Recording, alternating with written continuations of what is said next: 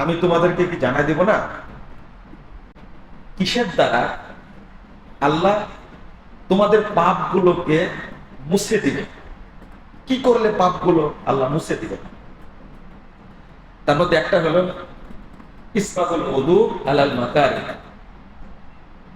অলসতা কষ্টসাধ্য হওয়ার পরেও যে ব্যক্তি পূর্ণরূপে ওযু করবে, আল্লাহ তার সব পাপ ক্ষমা করবে।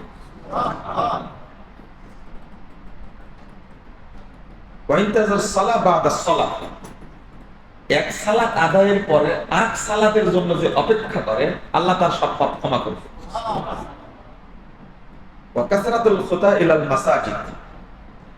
যেখানেই যায় সেখানে মসজিদে গিয়ে সালাত আদায় করে, এই ব্যক্তিরও আল্লাহ সব পাপ ক্ষমা করে দেন।